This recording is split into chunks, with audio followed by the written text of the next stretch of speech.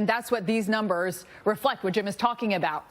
Double-digit rainfall. Jim, what do they typically get for the whole year in L.A. there? 14, 15 inches. At a half of that. I mean, think about this, 7 inches. Right? Yep. So here's, look, Beverly Hills, 8 inches. And there's a lot of damage. We'll take you live there. We're going to show you video. There's been all sorts of slides and debris flows. There's a lot of elevation here into Southern California. There's all sorts of different hilly terrain there. And a lot of people are still without power, by the way, around the San Francisco area. That's due to hurricane-force winds that we saw.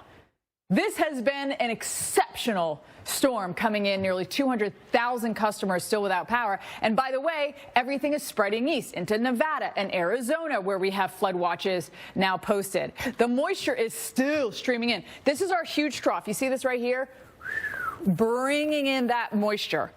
And then we have our next little system behind that. We'll get to that in a minute. Let me just focus on this. This is our big weather maker that is still cranking. You can see the moisture shifted a little bit farther south, but there's still plenty into Southern California, up into Nevada. And there is the rain for you. There's your surface low pressure. And all of this is going to be swinging east into the Four Corners and also into the plains, into the Dakotas. We're going to see it. Flash flood warning still here into Southern California. It will be improving, though. I will say that things will be improving. This is the last terrible day that we have for us here, but this is encompasses. Why can't I say that word right now? Encompasses. There we go. Oh. You said it LA, right.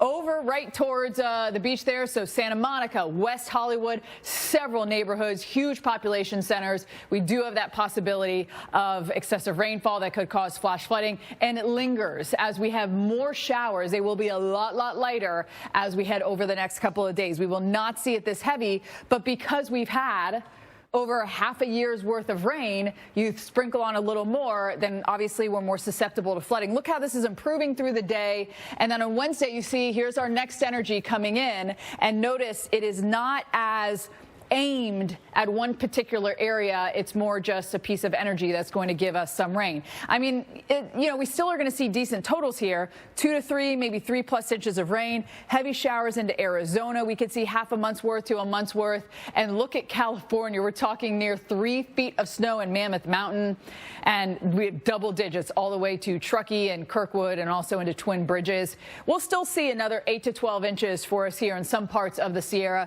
Great snow into the Rockies too. And LA, you will finally see the sun. I want to end on something positive here, Jordan. This weekend, the sun will be in full force. You guys were talking a lot about. So let's have a look at our low pressure that originated with that first atmospheric river that we saw the other week. And it is still spinning here. And notice this as we go back in time. This is current. This is Monday. Look at this huge spin. Can you see that? It's going over Florida. Boom. That's where it is now. That orange that we saw is drier air, and that is depicted by it's feeling a little bit cooler out there. But here's our low, still bringing some showers into Florida. High pressure to the north. We have quite the pressure gradient that's going to eat away at the east coast and give us some erosion there. So we'll have to watch for that. Here are your winds gusting to Melbourne, 24 miles an hour. Miami gusting 22. Look at Key West, near 30-mile-an-hour gust with that wind coming in. And so there is a wind advisory here along the east coast of Florida, thanks in part to that low pressure and its interaction with that high pressure too. Coastal flood advisories as well. Notice it's just on the east coast because of that wind direction and where it's hitting the most. Everything over here is offshore, but we have that onshore push here. You could see 30-mile-an-hour winds, maybe even 40, 50-mile-an-hour gusts here, especially right where you have the least amount of friction, and that would be on the shore there. Things will be improving as we head through the day on Wednesday, thankfully. We do have rip current risks, though. Again, you see the entire east coast of Florida. There's still other spots, though, around the Panhandle that we do have that. Higher seas, too, because the wind, if you never thought about it, kicks up the surf and the waves. And notice, through the Bahamas as well, we will see some of those bigger waves, so be careful out there. As we go up north, you think, well, there's no real system here. No, but it's the interaction between that high and the low and the squeeze play in between those, giving us coastal flood advisories with that onshore push. We do, Jordan, look at this. Kill Devil Hills all the way down to Charleston. We got winds gusting 20 to 30 miles an hour. Blustery day. And I want to talk a little bit about the travel situation because, Jim, it's still going to be quite rough for a lot of people here. Yeah. Absolutely. It is. So first we have to talk about what the heck is pressure. When we talk low pressure, high pressure, what does that even mean? Well, if you think about our standard sea level pressure, it's 1,013 millibars. Higher pressure, the number is going to be higher than that. Lower pressure, the number is going to be lower than that. Think of a hurricane getting down to 900 millibars, 800 millibars. It's a lot lower pressure. So we take a column of air. You have all these different particles in the atmosphere, all right? Now, when you have high pressure, what happens is that you have really high millibars, 1,040 millibars. That would be a high pressure, and how that in a low pressure would be when the number is going lower than that, 970 millibars, which I was just mentioning. So here's a look at our low pressure. We've been following this system right in the south, and we have a high pressure to the north. And depending on how close these are, the winds will be stronger. So if this is a deep, deep low, if this is a very high, high, and they're close together, the winds in between it will be stronger. I think the best way to visualize this is if you have a hose and the water is coming out of the hose, you put your thumb over the end of it a little bit and the water comes out faster. That's how I think you can visualize what's happening here. So we put our thumb over the hose, and in between that, the winds get very strong, and that means that we are going to see a lot of erosion here in between the two systems. Let's look at the pressures. So 1,024 millibars is our high pressure. Low pressure, you know, we're not super duper low, but we're low enough. You see 1,008, 1,005 millibars, and so you can see this is low, and that is high pressure here for us. And as we go through the day, once those spread apart, then you're going to get more of a high pressure in the south. And typically when you have higher pressure, that's an indication of sunnier skies and calmer weather. And some people associate it with cooler air, and I get why they do in the northern tier, because you have those big cold high pressures sometimes come down for us here. But you see the pressure is going to be changing for us. Now watch the winds. Right now we have stronger winds, but remember, our low is going to go away, high is going to drop in, and high is calm air.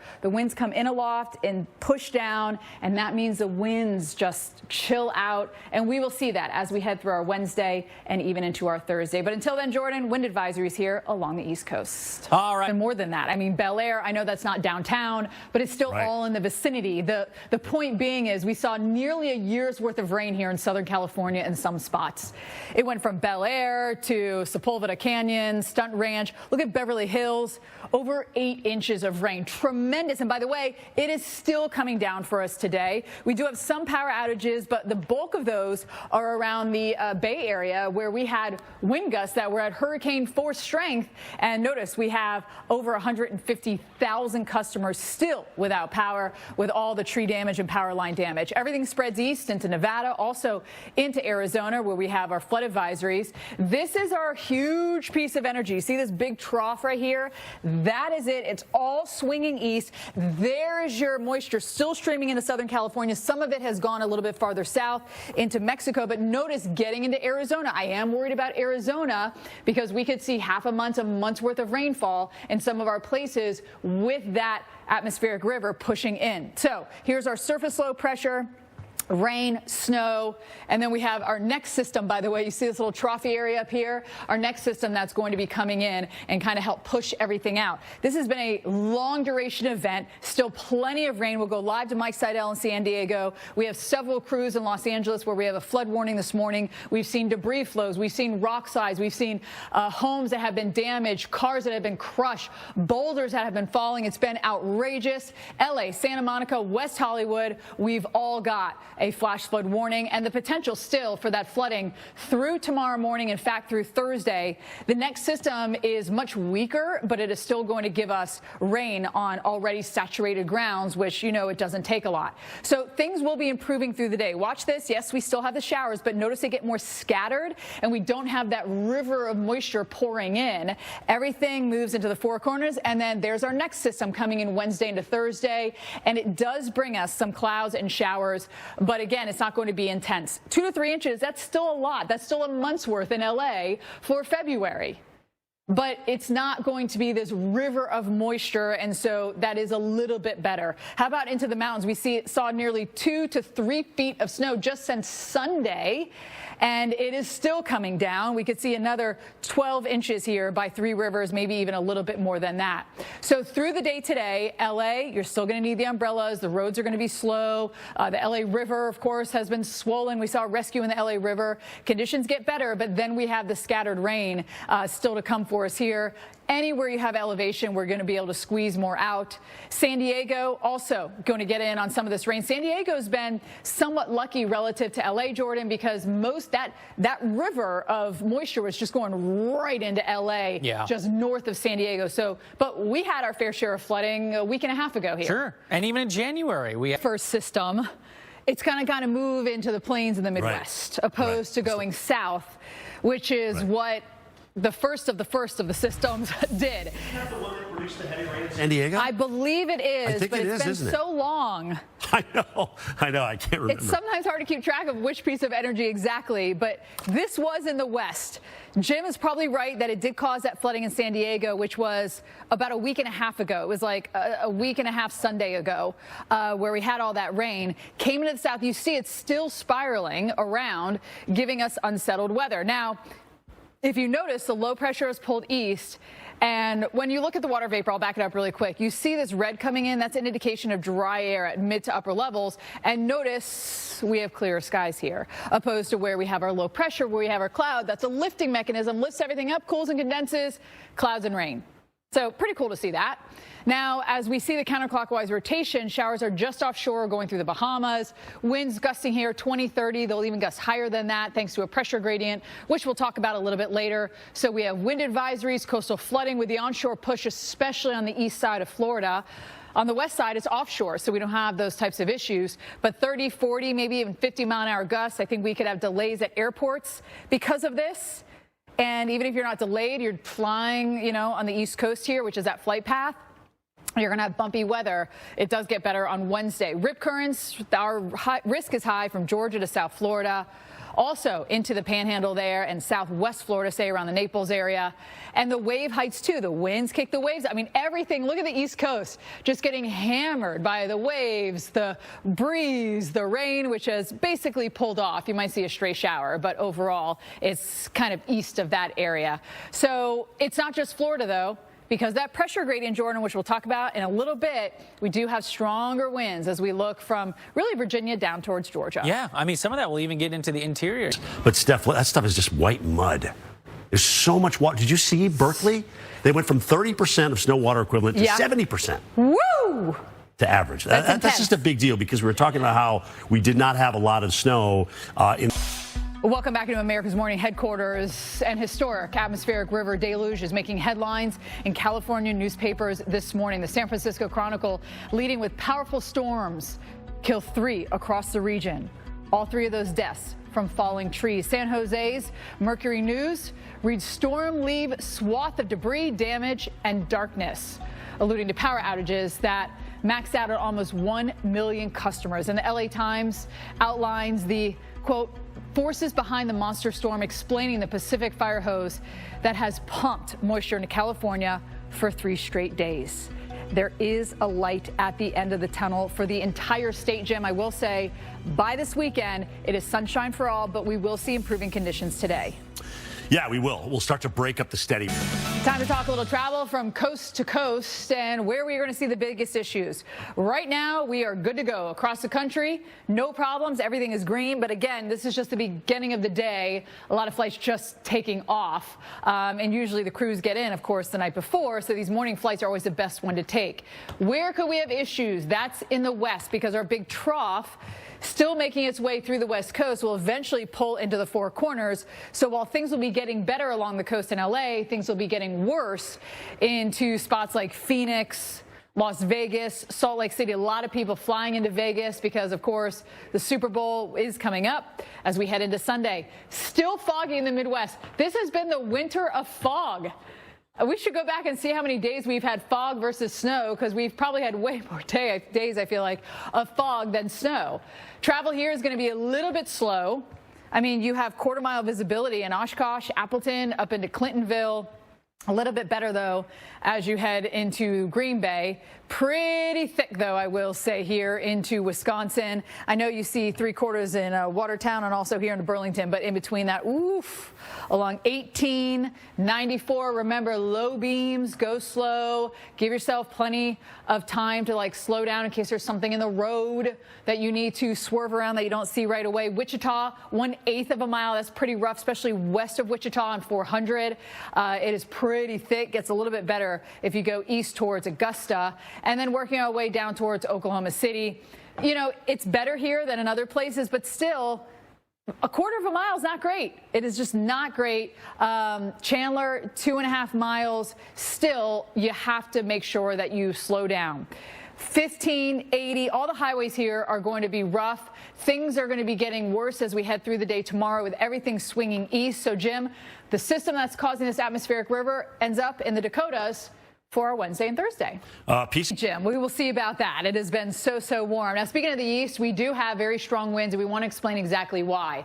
It's all about the pressure gradient. First, let's start with sea level pressure is 1,013 millibars. Anything higher than that's considered high pressure. Anything lower than that, you would consider low pressure. So that means high pressure, 1,040.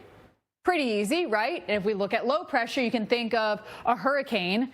It's a lot lower than 1,000 millibars, you're talking 970. You can even go down to 800, in the 800 range. Of course, remember, we had Gilbert 888, and then it was Wilma who went down to 882, which is the lowest pressure ever recorded in the Atlantic Basin on record. So here's our low pressure. Here's our high pressure. In the winds between that, this is our pressure gradient, causes strong winds along the East Coast. The best way I think you can think about this, you have a hose, water flowing out of the hose. You put your thumb on the end of it, and the water goes a lot faster. So we have the wind going a lot faster between a strong low and a high high. It's never just about the one system. It's how it's interacting with the systems around it, causing that wind to be very strong. So look at this. All these white lines, everywhere you see a white line, that's a line of constant pressure. So everything along this one line is the same. And they go up and down by 2 millibars. So if we look at our low pressure, it's a little bit lower than 998 because these are buoys far out from that. So if you count in, we're lower than 998. And our high pressure, look at Caribou, 1023. And if you, again, count up, it's going to be even higher than that.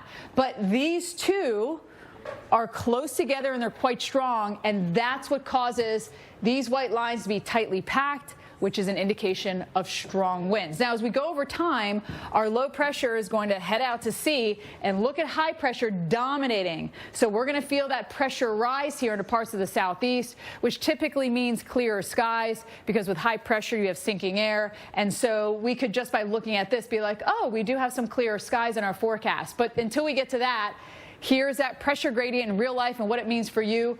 30, 40, 50-mile-an-hour winds from Hatteras all the way down into Florida. Once that goes away, our calm high pressure slides in, Jordan, and things will get a lot quieter. Nice. Absolutely huge. So we have, in LA, we have 2 reporting sites, one downtown and one at the airport, because the airport is right by the ocean and then downtown is more inland. So within that area, and I'm just saying that because you have, Los Angeles, you have Bel Air, you have Woodland Hills, Sepulveda Canyon, Beverly Hills, all these areas within the Los Angeles area. And Jim was pointing out that officially in downtown, we got 7 inches, half a year's worth of rain.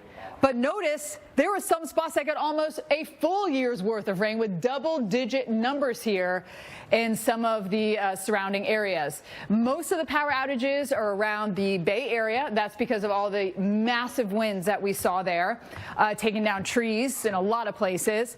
And this whole system's going to shift east. We now have flood advisories posted in Nevada and also into Arizona. This is our huge trough. This is our big piece of energy associated with all the bad weather we've been seeing. And don't forget, your atmospheric river, we still have moisture streaming into California and streaming into Mexico and now into the Four Corners as well. All of this is going to be swinging east, and then we get another piece of energy that's going to come in, not as intense, thankfully, but another one coming in. So rain into California, Arizona it's come into, and it's streaming northbound. We, of course, have snow at higher elevations, but, of course, all eyes are on this flash flood warning. We had debris flows. We've seen boulders tumbling onto streets. We've had homes that have been just crushed by landslides, mudslides, all different types of slides. LA, Santa Monica, West Hollywood, we are still under a flash flood warning here into California. So right now, downtown Los Angeles, our visibility is at 3 miles. Our rainfall is on the much lighter side, and that's how it will be. Though you have already saturated ground, you have half a year's worth of rain in a couple days, and you even toss a little bit on that. And that can make matters worse. Through Thursday morning, we still have a potential for some flooding here. But really, the dangers are going to slowly go down. But don't forget, things are unsteady. Sometimes it takes a minute. You get a little bit of wind. That can knock a tree. It can still dislodge things. But as we go through the day, we'll say less rain will be falling. It'll be more spotty in nature. And then there's our next system coming in. And you can see how that's not as intense. We don't have that fire hose of moisture coming in. We still could see a couple inches of rain through tomorrow here into Southern California.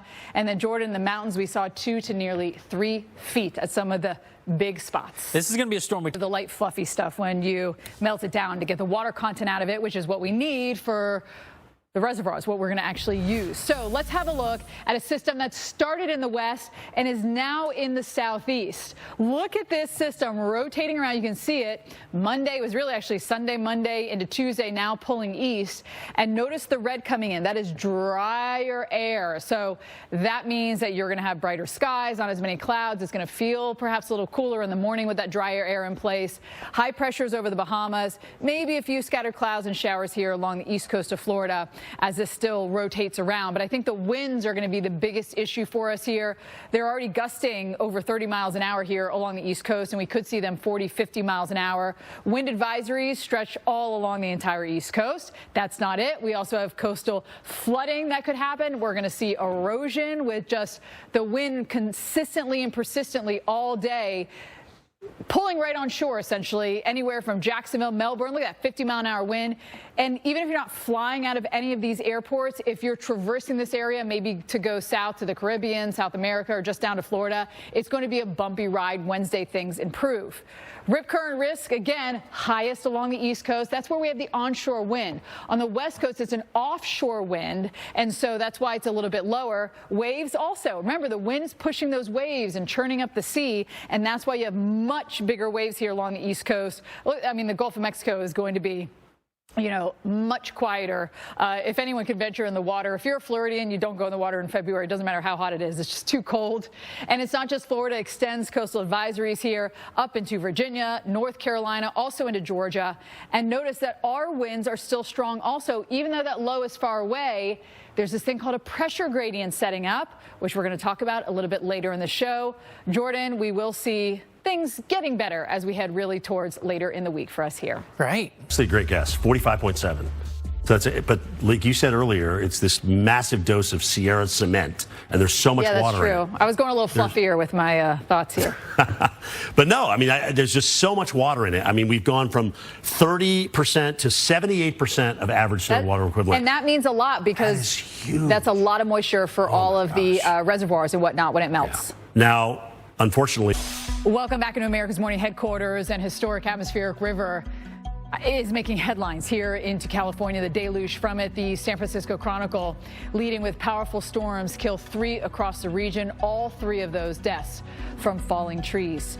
Here in the San Jose Mercury, the Mercury News reads, storm leaves swath of debris, damage, and darkness, alluding to the power outages that max out at almost 1 million customers. And the LA Times for us here outlines, quote, the forces behind monster storm, explaining the Pacific fire hose that has pumped moisture into California for 3 straight days. And the thing is, Jim, that would be bad enough, but we've had multiple systems even before all of this one. Yeah, and I mean, Well, let's do a little traveling here before we check back in with what's happening in Los Angeles. There's so much damage, and we're about to show you just how horrible it is out there. Right now, all the airports are moving smooth with no problems. But of course, in the west, with this atmospheric river and this energy still coming in, we could most certainly see some delays here, if not cancellations for us. Also, fog in the Midwest. We should really look at how many foggy days we've had, because it has been day after day after day with this warm weather in place. And by the way, our temperatures are going to be so warm, it's going to feel like April in some places here with our highs in the mid-50s. It's just absurd. And if you look at how foggy it is from Green Bay to Oshkosh, you're talking quarter of a mile. Clintonville's gotten worse. At 0 is our visibility. Low beams go very, very slow. While you're driving or even you're out walking, be careful. 1 mile visibility, Burlington, Watertown, and notice how much thicker it is over 18 and 94. Take your time, because it is shocking how all of a sudden something pops up in front of you. The same down into Kansas. Wichita is at 1/8 of a mile, and as we go south into Oklahoma as well, it's gotten worse. Look at that, 0 mile visibility for us, Jim, southwest of town. That's incredible. So one of those actually came from the West Coast and is helping give us a pressure gradient right now. So what is a pressure gradient? First, let's start with the basics. Standard sea level pressure is 1,013 millibars. If you go higher than that, then you have a high pressure. Just as an example, 1,040, that would be considered high pressure. If you go lower than that, think of a hurricane, then you are going to have a low pressure, 970 millibars. It can get down even into the 800s, actually, for our low pressure. There's our low pressure. There's our high pressure. The stronger these are and the closer they are together, the windier it is between them. And you can actually see that wind by these isobars, lines of constant pressure.